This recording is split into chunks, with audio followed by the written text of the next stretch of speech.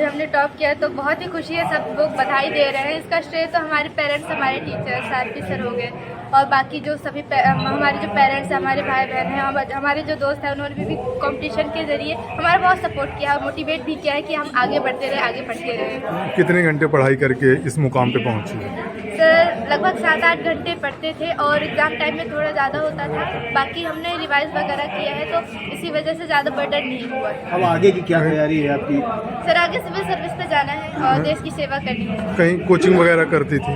Sir online coaching किए थे PW से, बाकी घर में और स्कूल से वैसे भी बहुत ज़्यादा मदद मिलती थी। बहुत अच्छे टीचर्स थे हमारे, तो ज़्यादा दिक्कत नहीं हुई। सिविल सर्विस में आप क्या बनना चाहते हैं? सर UPSC क्लियर करना चाहती हूँ। तुम्हारी हॉबी क्या है? सर हॉबी तो हमको मेरे बुक्स वगैरह पढ़ना ज़्यादा अच्छा लगता है। बाकी सभी चीज़ें जैसे डांसिंग वगैरह हो गई तो मुझे अच्छी लगती है। पढ़ाई के बीच में जब माइंड को रिफ्रेश करना रहता था तो क्या करती थी बीच में? सर थोड़ा बहुत बच्चों के साथ खेलते थे, अपने माता पिता के साथ बातें करते थे, तो उससे ज़्यादा माइंड रिलैक्स और किसी चीज़ में हो भी नहीं सकता। सोशल मीडिया में भी एक्टिव हो? सर एग्ज़ाम टाइम तक तो नहीं थी, अभी फिलहाल में? अभी थोड़ा बहुत है।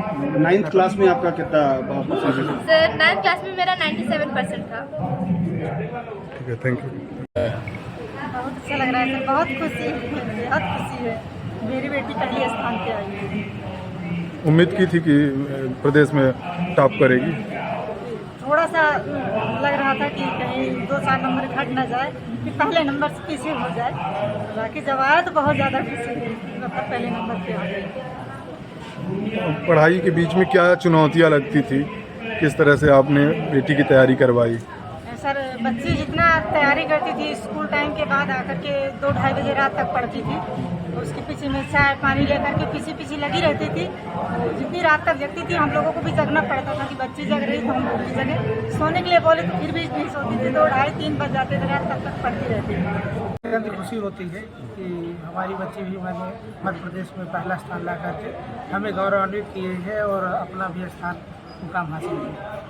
लगा था आपको भी कि बेटी टॉप करेगी मध्य प्रदेश में? हाँ, ये लगा था कि मैंने बच्ची अच्छा करेगी, क्योंकि इसके पहले भी जब मॉडल एक्सीलेंस चयन परीक्षा 2022 में कक्षा 8वीं में दी थी, उस समय भी ये मध्य प्रदेश में पहला स्थान लाई थी। और इसके एक परीक्षा हुई थी, राष्ट्रीय मेरिट कमीन्स की परीक्षा हुई थी, उसमें भी पूरे भारत देश में 7वां स्थान लाई थी। इसलिए मुझे पहले से ही आशा था कि मैंने बच्ची कुछ अच्छा करेगी, पर ये नहीं था कि मैंने प्रथम ही स्थान लाएगी, पर अच्छा करेगी मुझे मालूम। पढ़ाई में आप भी सहयोग कराते थे? जितना मुझसे पूछती थी उतना मैं बता देता। हालांकि वो खुद इतना जिज्ञासु थी पढ़ने के प्रति कि वो खुद चाहती थी कि मुझे पढ़ना है।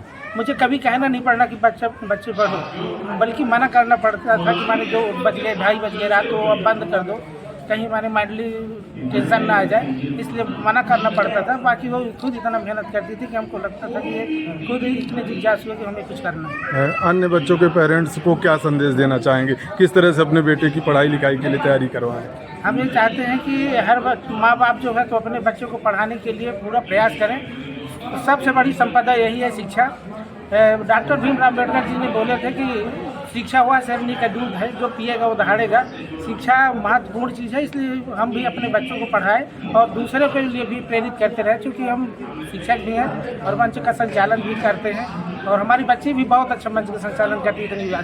पूरे इसके विद्यालय में जितने भी कार्यक्रम हुए हैं, पूरे मंच का संचालन अपने विद्यालय में लगातार, वार्षिकोत्सव हो, चाहे गणतंत्र दिवस हो, स्वतंत्रता दिवस हो, उसमें भी बहुत अच्छा करती है। किस विद्यालय में आप पदस्थ हैं? मैं शासकीय उच्चतर माध्यमिक विद्यालय निवास में उच्च माध्यमिक शिक्षक पद पर पदस्थ हूँ। क्या नाम है आपका? विनय कुमार जायसवाल।